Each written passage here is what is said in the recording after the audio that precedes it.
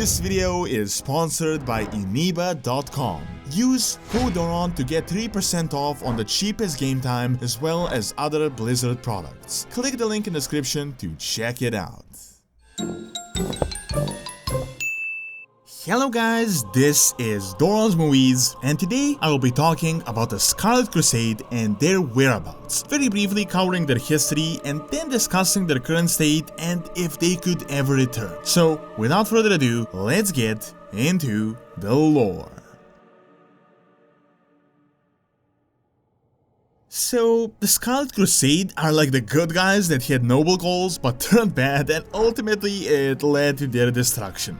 After a Lordaeron battle against the Scourge, the Paladins of the Silver Hand had united to cleanse the land and to get rid of the undead, all with very noble goals to save their homeland. However, not only did they not succeed in that, but they went in a completely different direction and were attacked from all sides. Since their creation, the Crusade has been plagued by the Net regime that constantly manipulated them, which led to many of the bad things they had done, driving a lot of the Crusaders mad. Initially, they swore to fight the undead, and as the Forsaken were formed as they split off from the Scourge, they were now fighting on two fronts, although they had really seen all the undead as one enemy. The troubles really began when the living became the enemy as well. They refused to ally with other races as they saw them as unclean, and they figured only men could save Lordaeron. It turned out though that not even all men could be trusted as well, and they just started purging everything and everyone. This is partly attributed to dreadlords, partly to fanaticism, and ultimately to just insanity. The Scarlet Crusade turned from an order of paladins into a religious sect where leaving would mean death. This is exactly the fate Tyrion's son Talon Fordring encountered when he attempted to leave and to join his father. The Scarlet Crusade used to be pretty powerful, mainly pre-Wrath of the Lich King, which was the peak of their strength. They had control over much of Lordaeron, at least what wasn't infested by the Scourge or the Forsaken, and they even managed to develop a fleet and to send an expedition into Northrend to battle the Lich King. They must have been pretty strong at the time if they felt like they could take on the Scourge on their own home continent. However, everything would go terribly wrong. When Wrath of the Lich King came around, they were once again manipulated by the Dreadlords, got destroyed by Arthas's Death Knights as well as the Alliance and the Horde, both in the Eastern Kingdoms and Northrend.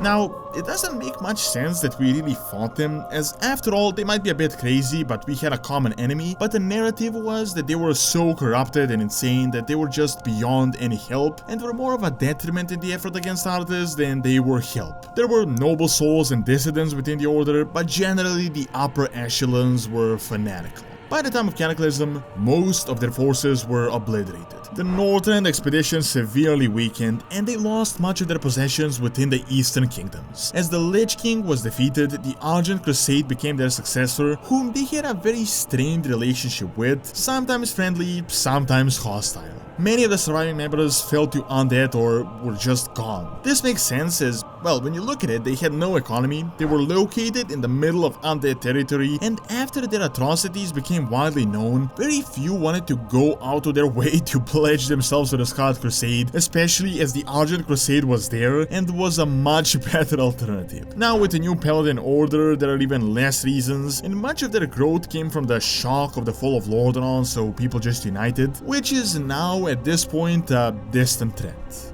By the time of Mists of Pandaria, most of their power was within the Scarlet Monastery, and they actually started to rebuild and to regain their power. However, by Legion, the monastery was attacked by the Everblade that swore they would wipe out every single one of them and would destroy every single one of their banners. Now, we have also heard that there were some Scarlet Crusaders left as a part of the Onslaught, which is the name of the Northern expedition. The Onslaught is a bit different as they had splintered off from the Crusade, and they even employed Death Knights and Shadow Priests, which is like the #1 sin in their rulebook. So yeah, they're definitely a bit different than the Scarlet Crusade. Still, ultimately, almost the entirety of the leadership, and not just the leadership but even the higher ranks, were almost completely wiped out. Some dissidents managed to join the Conclave and to abandon them, but things got so bad that there was a Scarlet Crusade quartermaster at Darkmoon Island selling paraphernalia in order to fund their campaign. What is certain is that they're severely crippled, but exactly how strong they are is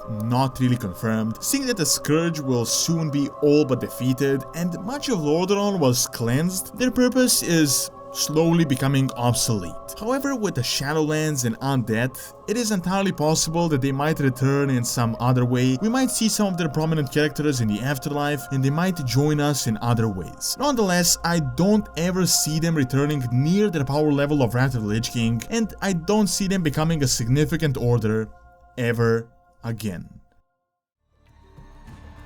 Thank you for watching. Check out why the Scourge was so effective by clicking on the screen, and also check out the second channel, Doronsmovies Academy, for videos on real world history and science. See you next time.